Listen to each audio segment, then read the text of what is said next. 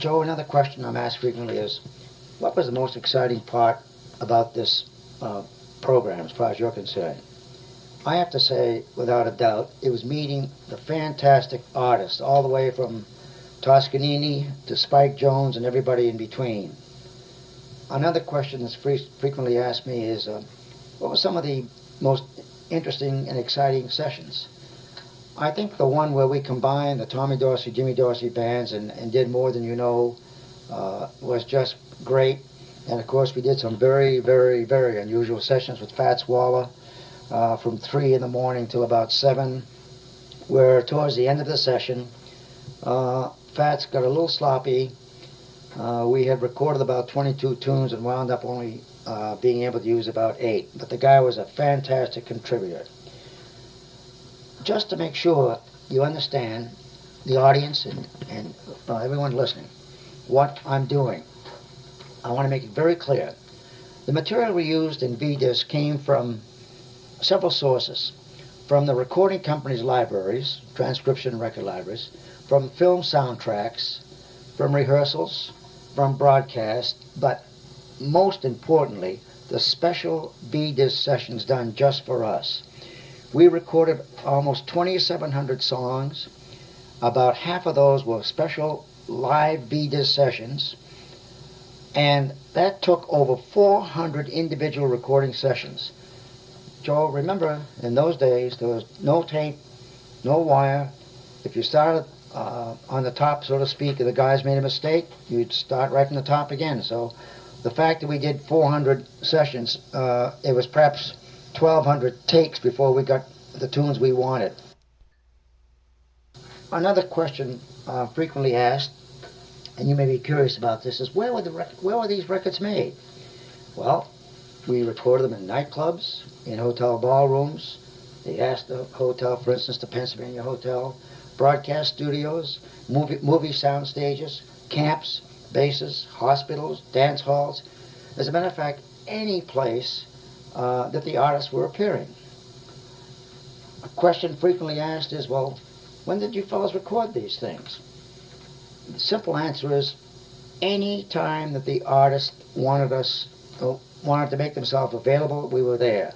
That meant any time during the day, mostly at night. Some of these fellows would do a stint and get through at 2 or 3 in the morning. We'd get them into a studio and start recording at 3 to 5 or 6. And they were most cooperative and very, very happy to do that. I've been asked questions about the equipment we used. Well, we called it portable equipment, Joe. This weighed about 150 pounds. We had microphones, turntables, preamps, amplifiers, power supplies, filters, and so on. And we had many problems. With power, AC or DC with hum, extraneous noises, voltage regulators, and so on. And again, there were no simple retakes, or you couldn't just pick up where you left off. You had to go to the top again, as I previously mentioned. Other questions have been asked about me as well. How did you record these things? What did you do? The process was the following. We had what we call Scully cutters. There were 16.5-inch aluminum disc acetate, and we recorded on that, and eventually we had to go to glass because aluminum got scarce. And we would, from that acetate, make our stampers, master and stampers, and out of each stamper we would get about 3,000 V-discs, and we had to press these at about 300 degrees Fahrenheit. In order to press vinylite, we had to develop a brand new pressing cycle, which we did with RCA. They were very, very cooperative. I have to repeat it again. I've been asked a question, well, why are these records unique? Again, they're unique because they're a once-in-a-lifetime get-together of many artists who were under different contractual obligations, but for V-Disc purposes they could get together and play with us. And again, they were the only music recorded during the recording band from August 42 until November 44. Question comes frequently, who deserves the credit for this tremendous program you guys did? Well, first of all, James C. Petrillo, President of the American Federation of Musicians, because without his permission, Joe, we have not had a program. All the recording companies, the movie companies, and of course the tremendous VDIS military staff, but most of all, the tremendous artists that contributed their time and talents any time of the day to help boost the morale of the GIs. Another question asked Joe, or you could ask me, well, what was the reaction to this program? Well, we sent over 8 million records overseas, all over the world. We received thousands and thousands of requests from the GIs, and it's been recognized that VDIS were perhaps the greatest morale boosters of World War II.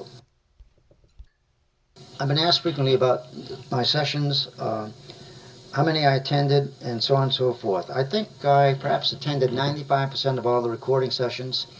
I had over 2,000 pictures of all the sessions. Unfortunately, when I went back to school up in Boston, they were stored in the basement. We had a tremendous hurricane. They were flooded and lost.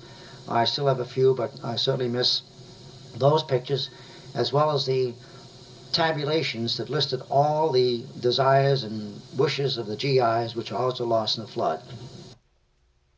Joe, I hope this helps you out in your program, and you can chop it up any way you want.